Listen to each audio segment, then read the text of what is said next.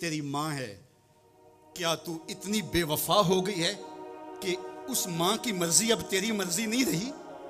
वो बाप जिसकी हड्डियां भी दर्द कर रही हैं और वो मजदूरों वाले अड्डे पे बैठा है, और जब कोई मजदूर लेने आता है तो इससे सही तरह से उठा भी नहीं जाता, फिर भी कली वाला डब्बा उठा के आगे बढ़ता है और मजदूर लेने वाले शख्स के साथ लिपट के चिमट के कहता है कि बाबू मुझे ले जाओ, 10 रुपए कम दे देना, मैंने अपनी बेटी की कॉलेज की फीस देनी है। वो बाप जिसकी हड्डियां दुख रही हैं और जाके दीवार पर कली कर रहा है, उसकी कमाई से कॉलेज में पढ़ने वाली बेटी को एक खातून एक सजे हुए दफ्तर में बिठाती है और कहते तू पिदर शाही निजाम के खिलाफ बगावत कर, तेरा जिस्म तो तेरी मर्जी होनी चाहिए, बाप होता कौन है? वो बेटी उसके मुंह पे थप्पड़ मारे, वो कली करके मेरा पेट पालता रहा और मेरी फीसें अदा करता रहा, मैं तो अपने बदन और अपनी जिंदगी की एक एक सांस भी अपने बाप के नाम कर दूं, हक फिर भी अदा नहीं हो सकता है। मेरा बाप मेरी तालीम का जामिन है, मेरी जिंदगी का जामिन है, मेरी इज्जत और आबरू का पहरेदार है। अल्लाह अकबर, मुआशरा बदल गया, हालात के तेवर तब्दील हो गए, बगावतें भर गईं, वफाओं ने दम तोड़ दिया। मगरब की तहजीब सवाए तकल्लुफ की और कुछ नहीं है, और चेहरा जो रोशन न हो तो क्या हाजत गुलगुना फरोश, नई तहजीब तकल्लुफ के सिवा कुछ भी नहीं है।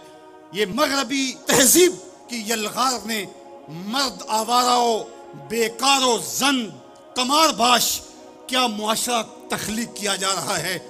मेरे हुजूर के गुलामों, आओ हमने दीन हुजूर से लेना है, और ये सारे चौंचले और ये सारी मगरबी वजीफा खोर तंजीमें ये दम तोड़ के रह जाएंगी। इस कायनात के अंदर और इस वतन के अंदर झंडा लहराएगा तो मोहम्मद अरबी के निज़ाम का ही लहराएगा इंशाअल्लाह। हम हुजूर के दीन को खड़ा करने के लिए और हुजूर के नज़म को गालिब करने के लिए अपनी जिंदगी के एक एक सांस को हुजूर के नाम वक्फ करेंगे।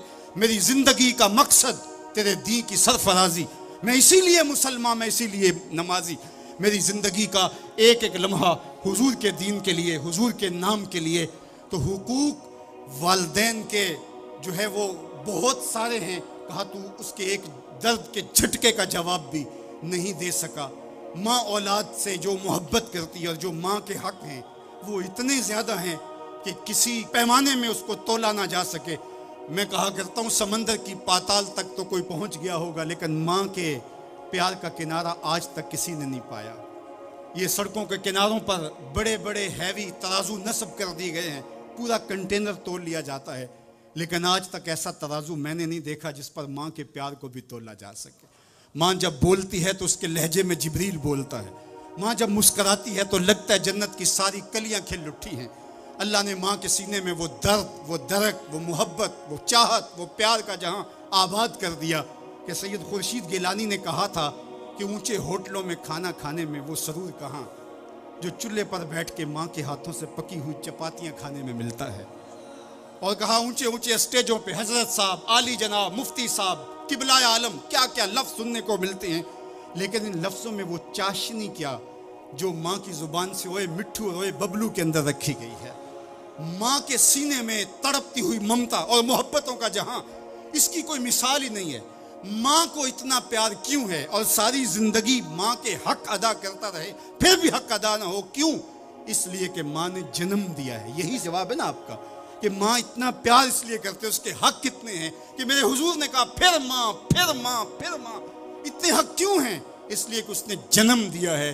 मेरे जुमले को बार बार आपने सुना होगा, फिर सुन लीजिए, जिसने जन्म दिया है उसको इतना प्यार है और उसके इतने हक हैं, तो जिसने खलक किया है उसको कितना प्यार होगा और उसके कितने हक होंगे।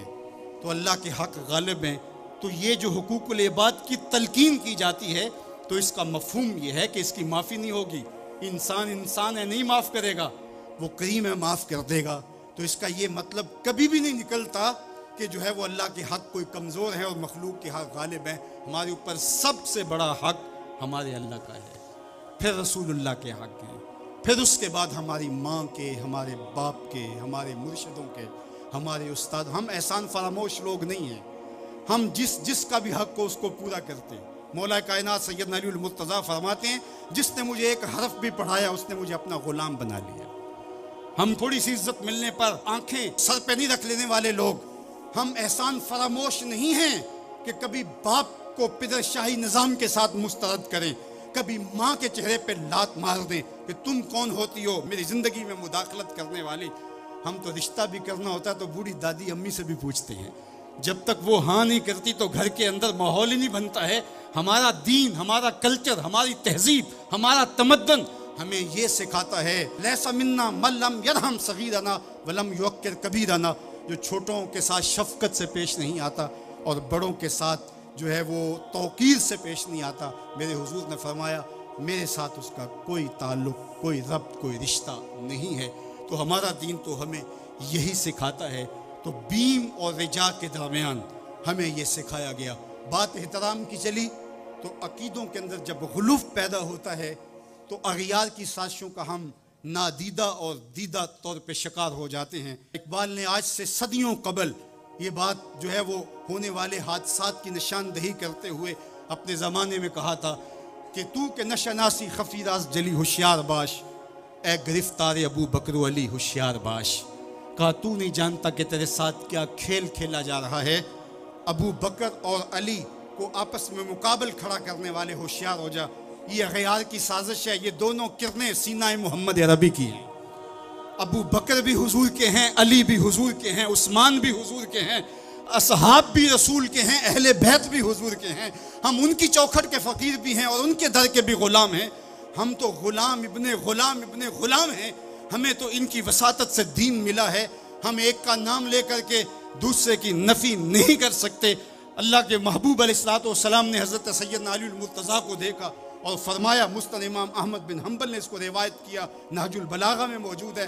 सैयदना अली मुर्तज़ा फरमाते हुजूर ने मेरे बारे फरमाया, युहलकु फ़िय्या रजुलान मुहिब्बुन मुफ़रितुन व मुबग़िज़ुन।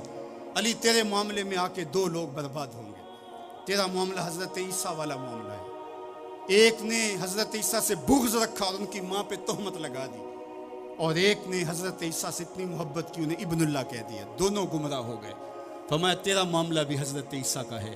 युहलकु फ़िय्या रजुलान, हज़रत अली खुद फरमाते हैं मेरे मामले में दो लोग बर्बाद होंगे, मुहिब्बुन मुफ़रितुन व मुबग़िज़ुन। एक मोहब्बत करके बर्बाद होगा, एक बुग़्ज़ रख के बर्बाद होगा। उम्मतन वसता, दरमियानी उम्मत हो तुमने तराजू के दोनों पलड़े पूरे करके अदल के तकाज़ों को पूरा करना है। ऐसा ना हो कि अली की मोहब्बत आंखों पे पंटी बांध दे, तुम्हें अबू बकर भी नजर ना आए, तुम्हें गारे सौर की बुलंदियों पर अपने कंधों पे हुजूर को उठा के ले जाने वाला सिद्दीक भी दिखाई ना दे, और तुम्हें जो है वो दुश्मन के आगे सीना तान के खड़े होने वाला फारूक भी दिखाई ना दे, अपना सारा माल हुजूर की राहों में खर्च कर देने वाला तुम्हें उस्मान नजर ही ना आए, तुम यूं अंधे हो जाओ। और ऐसा भी ना हो जाना कि अली का नाम लिया जाए तुम्हारी तबीयत में बेचैनी आ जाए, तुम्हारे चेहरे का रंग बदलने लगे, तुम अली का नाम गवारा ना करो। जिस अली का जिक्र भी इबादत है, तुम्हें ठंड क्यों नहीं पड़ती है, तुम्हें तस्कीन क्यों नहीं होती।